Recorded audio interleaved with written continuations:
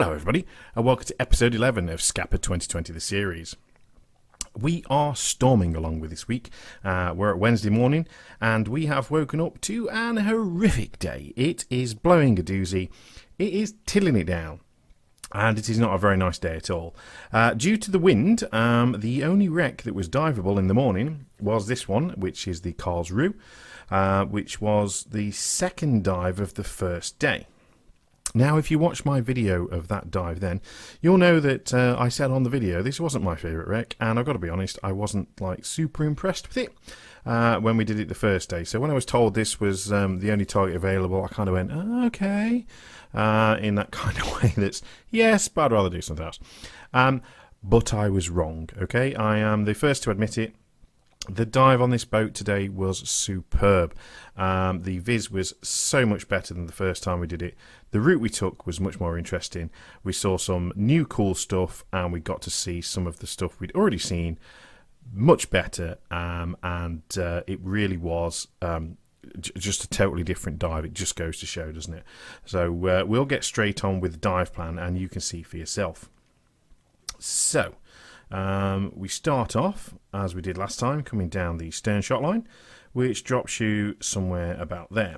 A couple of minutes faffing about, checking kit, all that kind of stuff, and then instead of going over this time, we actually come around, and then we check out this anchor that, if you remember last time, was covered in brittle stars. Well, that's still the same. The brittle stars are still there, and they are still being surrounded by the seven-armed starfish trying to eat them. So the battle continues. Yes, in the slow war between the brittle stars and the seven arms. I don't know who's winning, but it's definitely going on.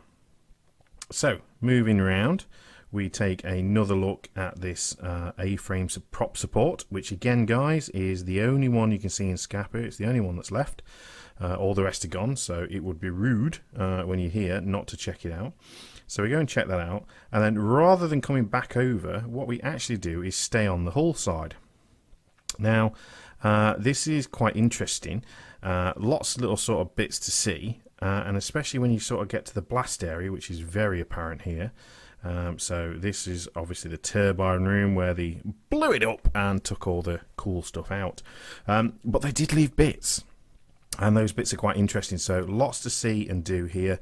So I have a poke at, and we will do, and I will show you that in the video. Before we head over here, finally, and then start heading towards the bow on the deck side of the boat. So let me clear that, and we will scooch around and speak a bit more about that. Now, for those of you that saw the first video, you will note that Dave started signalling something here that I didn't really twig. And what it was, it's actually one of the stern guns, but it's only half of it, really. Because all you can sort of see is sort of the bit of shield that comes out and the breech here. All the rest, the barrel must be sunken into the seabed, as is the other half of the gun. So that's obviously not to scale, but you get what I'm saying. So we'll have a quick look at that before we schmooch onto the bow. Now, instead of doing what we did last time, which was sort of this, sticking to the seabed with the boat onto our side, what we actually do this time is more this. And you can see so much more of the wreck. You get down into the cracks, you know, where the decks split open. You can sort of get your head in and have a good look around. And we see some cool stuff that we were told to look for by Emily the skipper, and it was much more interesting until we obviously get to the bridge area, where we start to see some of the stuff that we saw in the last dive, but much more clearly. So you can see the mast, and then you've got the back end of the bridge gun, as I call it. I don't know if it's called the bridge gun, it's just where it was, so that's what I call it. But whatever, this gun on the side that was next to the bridge, and if you remember, the barrel is sort of buried under all this collapsed bridge structure. So we see that again, but again, much more clearly. The same with the conning tower. We have another good look around there, but again, much clearer. We can see it much better before we head on towards the bow. Now, in this time, instead of going over the top, we come along the bottom. We check out this forward armament gun, this forward gun here, bow gun on the lower deck. So instead of being up here and trying to get a wide shot and not really getting anything, we take a much closer look at this gun here. And again, it's very, very nice. We also scoot up and have another look at the capstan mechanisms. So they're here, so it must be somewhere there. Again, the same kind of stuff we looked at before, guys, but you can see it much clearer this time. The viz is better. I get better angles on everything, and you can see it a lot better, so definitely worth checking out. Before we finally come around here, have a bit of a chin wag. I get to about here, and then I bag off and go up my bag line to the boat. Now I can hear you. Andy, bagging off. Dave doesn't like bagging off. Dave likes getting to the shot line. Well, that's true, but there have been some personnel changes, and I will tell you all about them in the video when we get started. So let's go over to that now.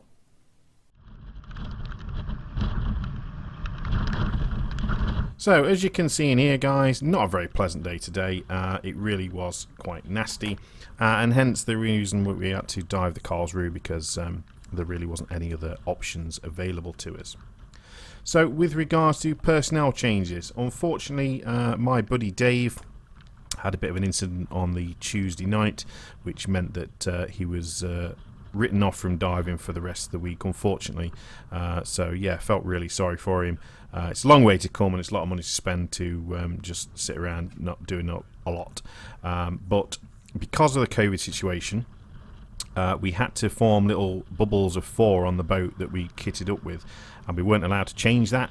So my only options for buddies once Dave was out was actually to dive with Neil and that as a threesome. So that's what we're going to do for the rest of the week.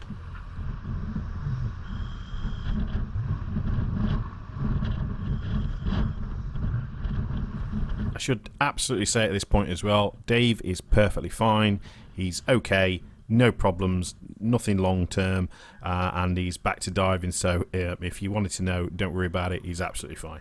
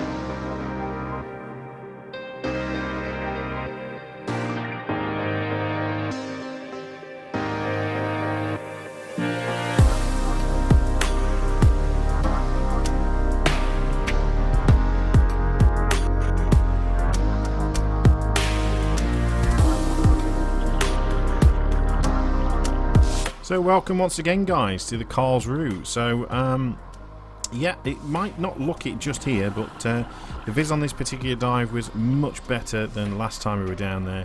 I mean, you can see sort of there's Neil all the way over there, and it's gin clear, really nice, and it just makes this whole dive seem much better than it did the last time. So Neil's torch is absolutely epic, isn't it? I keep meaning to ask him what it was, but it puts my 1000 lumen one to shame. But anyway, needless to say, you will see much more of that in the upcoming videos.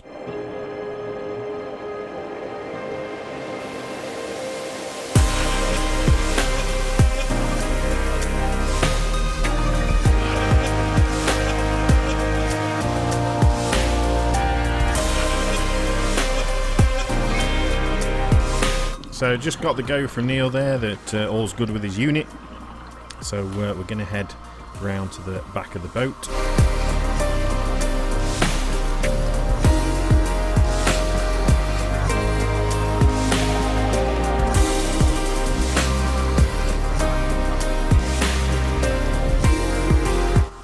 Now I noticed while recording this that the Karlsruhe here has got some big holes in the back, like the Dresden had. That we were looking at the other day, and since I released that video I've had a chat with somebody, and they said it might be where they used to keep the mines for mine lane activities, so maybe that's it. Right here we've got the back anchor there again that you can see is still covered in brittle stars, as I said, and the 7 arms they don't seem to be letting them up, do they? Yeah, I think the poor brittle stars, it's just a matter of time. I think it's just a matter of time.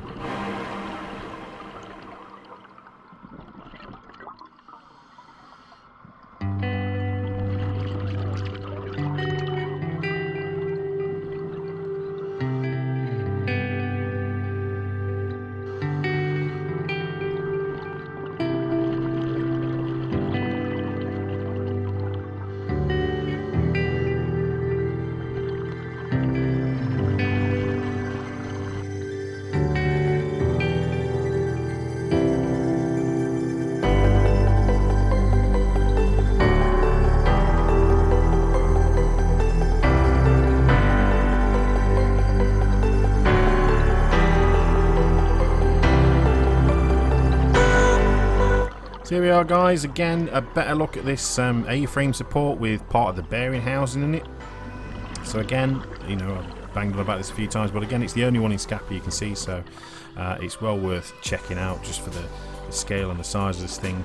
It would have been great, wouldn't it, to have some props still in place and some prop shafts, but never mind, it's not to be. So yeah, so like I say, instead of turning around now and going back to the deck side, we're just going to carry on along the hull side and just take a look what's here.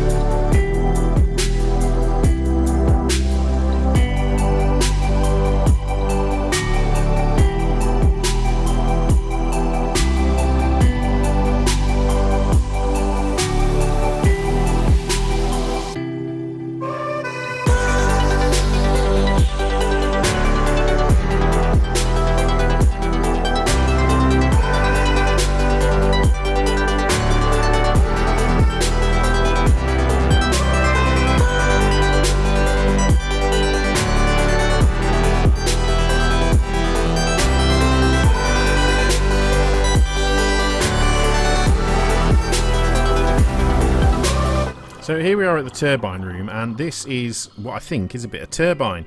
And if you have a look, there's just loads of little finials, I guess, and they're all brass around the edge of this this plate. So I'm guessing this is what the guys are after, but they probably went a bit mad with the explosive here and blew the whole thing to bits. But very interesting to see, and you know, quite interesting, you know, from a sort of how they made it kind of point of view, because there's just rows and rows and rows of these little tiny thin pieces of brass. So it must have been quite a thing to engineer. But yeah, I mean, you can sort of see this is total scrapyard, this bit, where they've absolutely blasted it. But if you take your time and you're nice and slow, there's certainly, you know, bits you can sort of recognise, even if you don't know quite what they are. But yeah, very, very nice and sort of more interesting for me than the last dive that we did on this, where we just come along the seabed.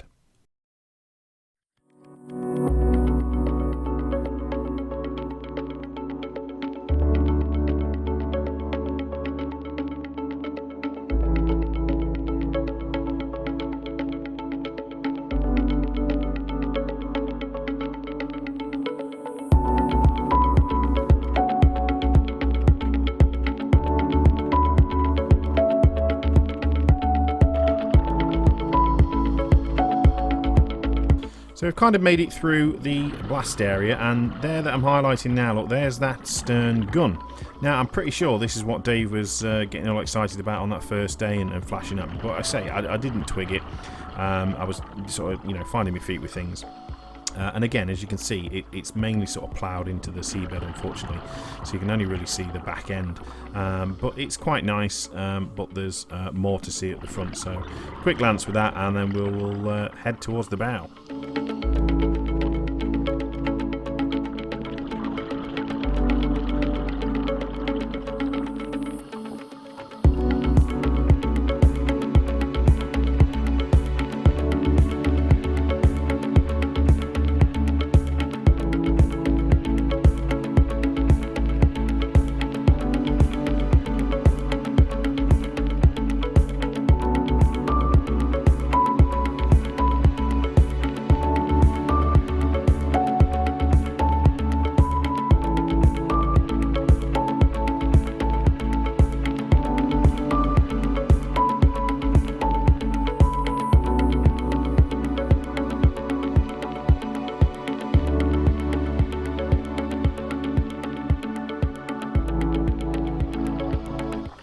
Now, being a UK diver, I like a good swim through.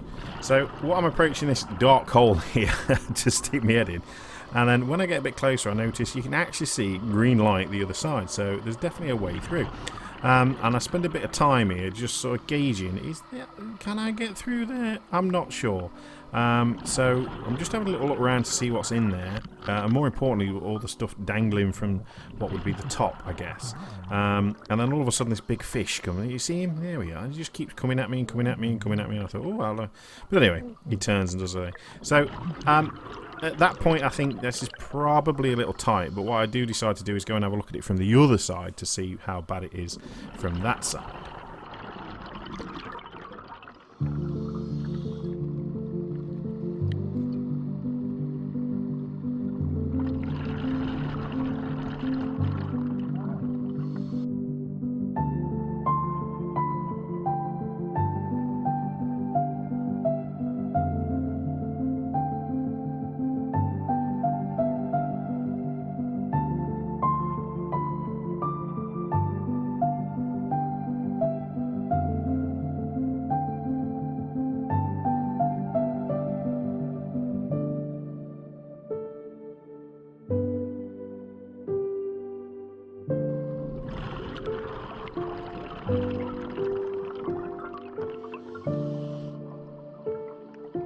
So this is the same hole that I'm moving up to now that we've just been looking at, but from the other side. And when I get to here, I'm quite glad I didn't try and squeeze my way through, because you'll see in a second there is a lot of stuff dangling from the surface. There's lots of snaggy stuff, and it was probably a good idea not to try and squeeze through there. So I'm going to take that as a win for me. But it's a shame, because I think you probably could have done. But yeah, in a second, I'm afraid I fluff it anyway. I lose my trim, a stray think it goes, and I kick the crap out of it. So just my bad on this one, I'm afraid. Just lost my trim momentarily, and that's it. But as you can see, quite a tempting space, and yeah, you know, maybe on another day I might have a go at that one.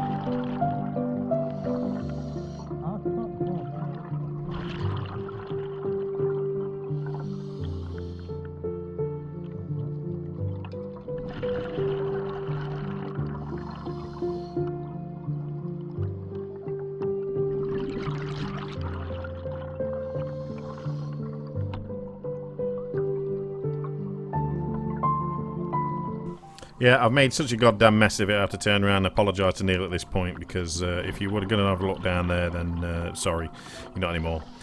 So yeah, totally 100% my fault. That just need to be a bit more careful with what I'm doing.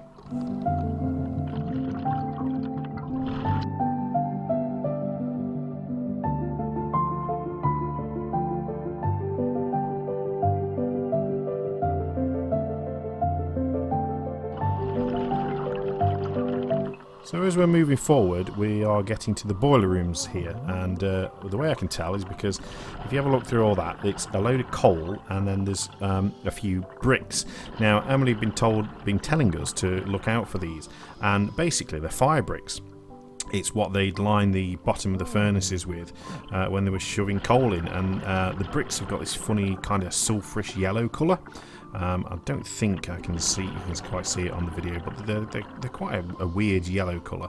And I was just picking one up there to see if it said anything on it. This one wasn't in the best of shape. I'm not quite sure why I decided to leave it there, but I did anyway. Obviously, I do have to say on these wrecks, guys, you're not allowed to take anything. Okay, so don't be lifting anything up off the bottom.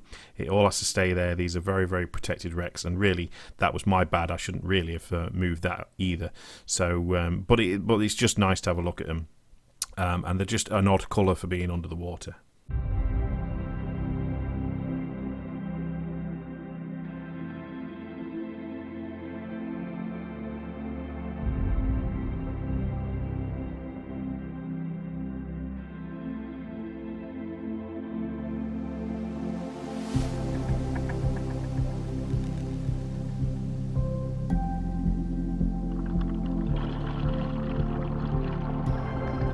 So here we are, here's the breach of that bridge gun that I was talking about that we saw in the first dive here. So just forward of this is the remnants of the bridge structure that sort of collapsed over the top of it. So I'm sure you'll recognise it when we get around to the front.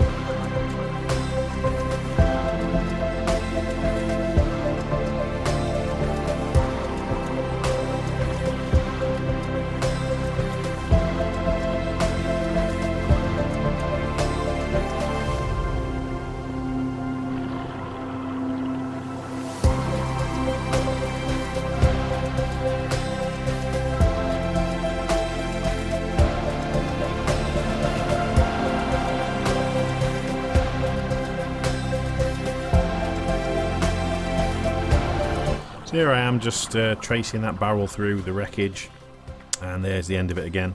Yeah, it's just one you've got to hunt for, I'm afraid, guys, that. But it does lead quite nicely onto the conning tower, so once we've finished just having a look around here, you'll see the conning tower, and we'll go and have a bit of a play around there.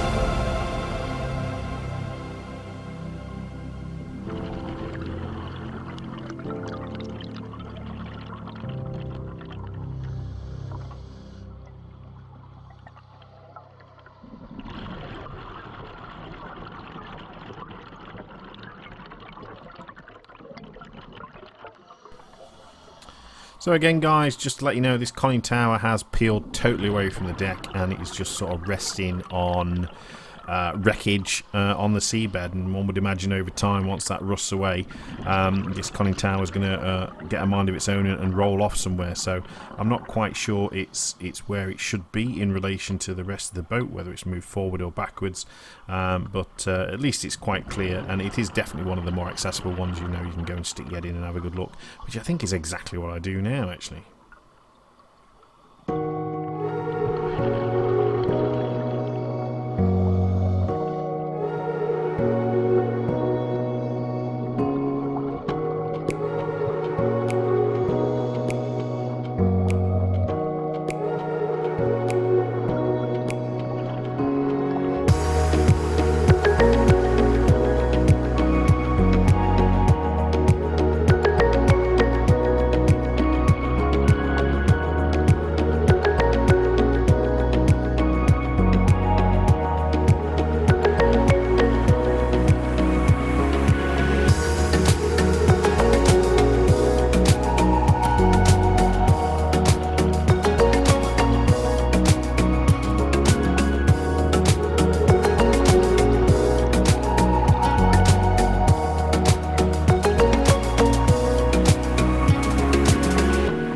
So I've just moved off here to sort of get an atmospheric shot of Neil and Nat sort of looking at the wreck, and it's nice sometimes just to back off a bit and let people have their own space.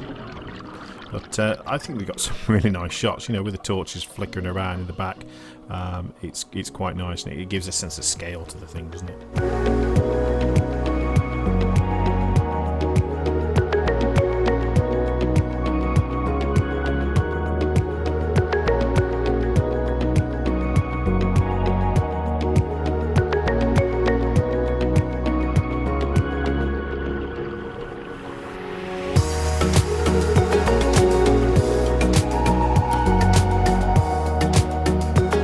So here we are straight away again, right into the forward armaments. So this is that bottom gun that we didn't get a chance to look at last time. And again, you know, you saw the breach there, the shields to my left at the moment. What's interesting on the right there. But we'll go have a look, and we'll go and have a swim down the barrel before we have a look at the capstans. And then go and have a look at the capstan shaft and the mechanisms as we did last time. But like I say, slightly better shots.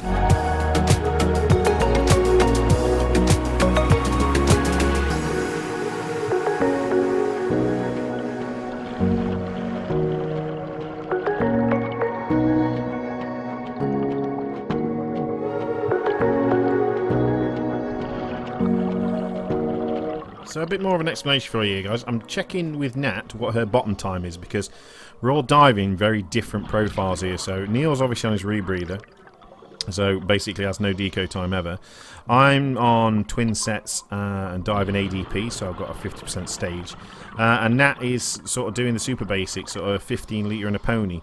With no ADP, so obviously we're diving to Nat's profile, and I'm just checking here how we're going on. So it looks like she's got 10 minutes NDL left. Remember, this wreck only really bottoms out at 28 meters, and we've probably been at sort of, you know, 22 to 25 most of the time. So we're doing quite well and got a good long duration on this. But as we do some of the deeper stuff, obviously the dive times are shortened because we're diving to Nat's profile. But anyway, here's the capstans, and again, same as they were before, sort of stacked behind one another rather than side by side, because the deck's split down the middle, and she's really quite broken up at this bit. But again, it exposes some nice bits. Look at the size of the anchor chain. It's just, I've got to be honest, the chain has got to be one of the most impressive things on all these boats. I've just never seen chain as huge in my life.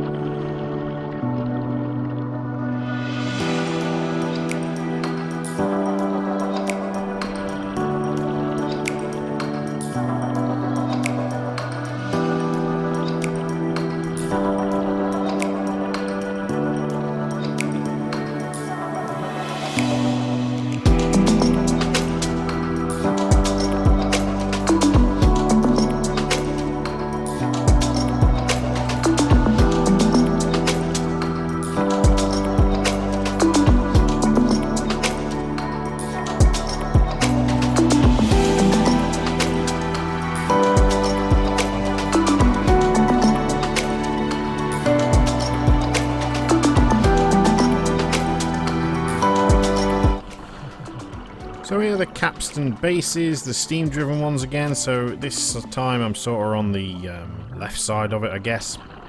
So in a minute you can just see a bit more of the worm drive that would have driven the cogs to work the capstans. But again, just much better viz than we had last time.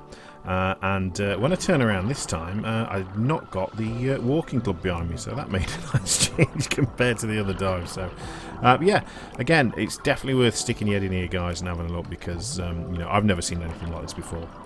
So it was well worth a look, you know, even for a second time.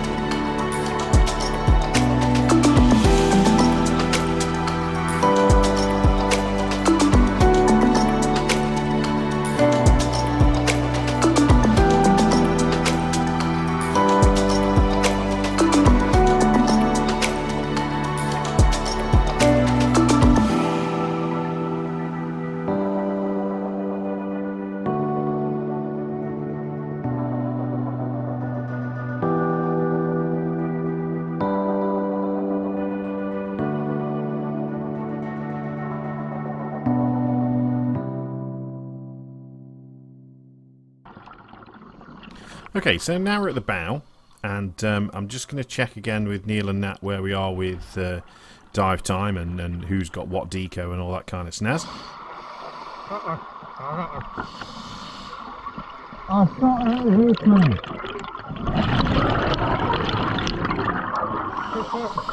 Oh, it's a 30.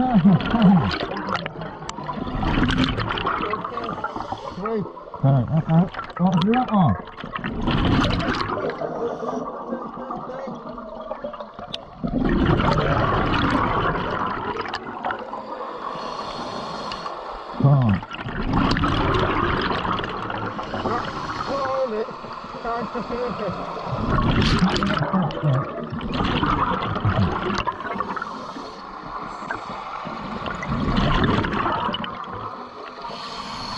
Oh, it's got clear coming out.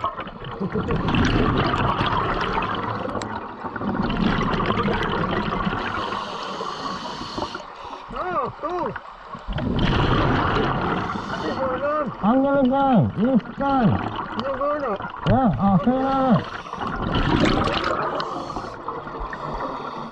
So, I hope you got the gist of that, guys.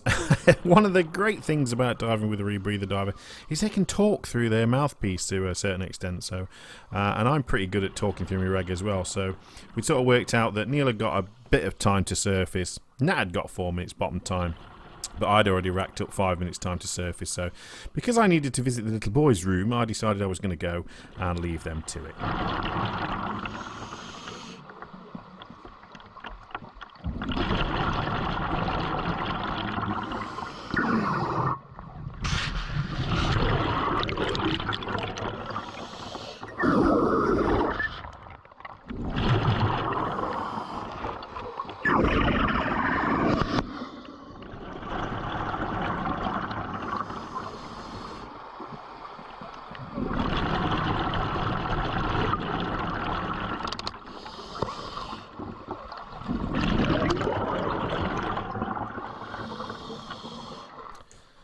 So that's it, guys. DSMB goes up, I go up it, do me deco, and get back on the boat. Hope you like this dive. Give us a like, give us a share, consider subscribing, hit the little notification bell, and that way you'll make sure you don't miss any of the upcoming dives. Other than that, guys, dive safe, and I will see you on the next one.